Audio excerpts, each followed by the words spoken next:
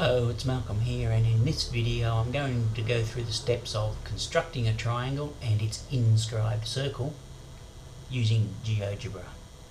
Now, the version of GeoGebra that I have here is a version running on a PC, but it's the version that makes it look a little bit like the versions that run on mobile devices.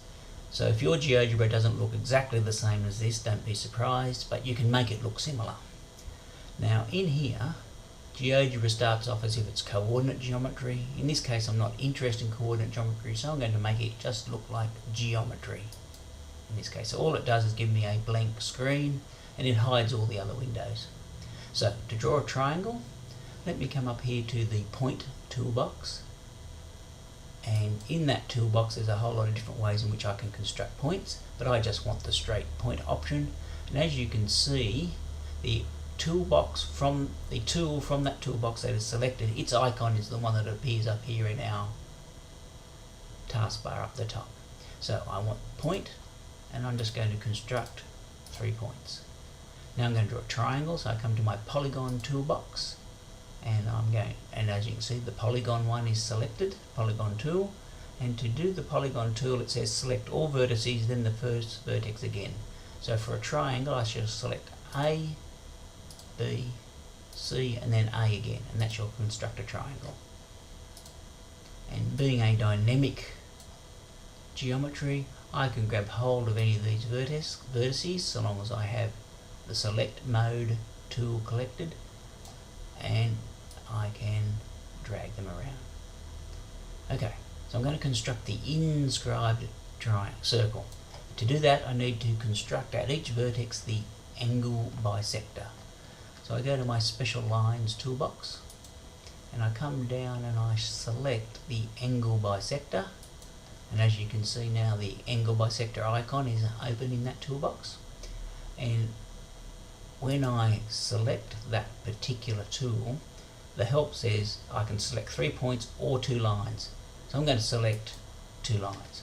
So I'm going to select, for vertex A, I'm going to select side AB and side AC, and there is the angle bisector. Now I don't particularly want the outside angle bisector, so if I come back here and select this line, and if I right click, it says show object. I don't want to see that object, so I shall just hide it. So now let's come back and select my angle bisector again and do vertex B. So I shall select side AB and BC, and I might hide that over there. And for vertex C I shall select side BC and AC.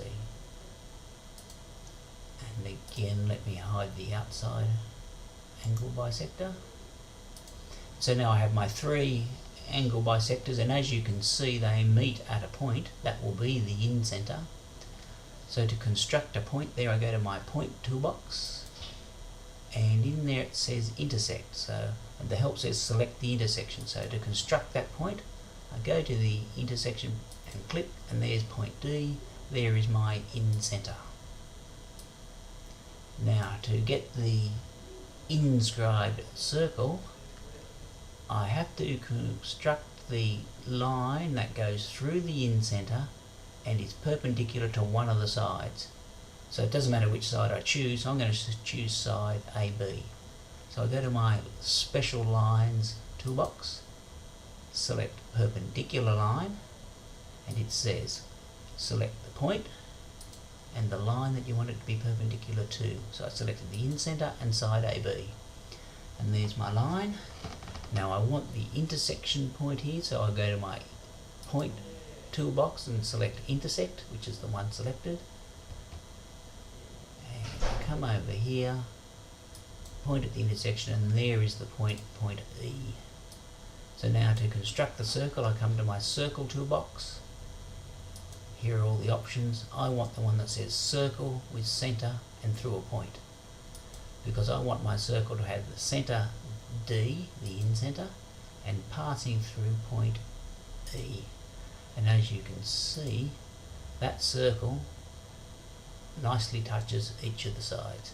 And if I were to drag any of the vertices, you can see that that circle always remains as the inscribed circle.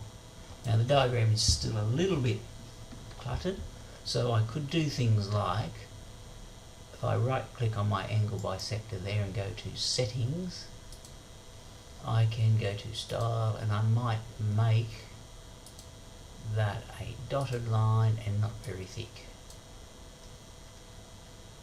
And that would look, and then if I close that off, that makes that not nearly as obtrusive. And then if I come to my toolbox over the end here, it says copy visual style. And so I click on that line and then I say I want the other lines here to have the same property. So there are my angle bisectors. And maybe I want my perpendicular bisector to look a little bit different. So let's click on the perpendicular bisector, select it, and then I'll right click and have a look at the settings. And what might I do? I might actually give it a different colour. Why don't I make it green? And again I'll change the style, the thickness. I might make it a bit longer. And so there is the construction lines, not nearly so obvious. Why don't I make my final inscribed circle stand out a little bit more by making it red, for example. And finally I might come to my triangle here, and rather than brown I might select blue, and I might not even colour it in. Let's make it opacity 0. And close that. And now that looks like a nice uncluttered picture, and you can see that as you drag any point, I still have the inscribed circle. And that's where I'll leave that video for the moment, so thank you for listening.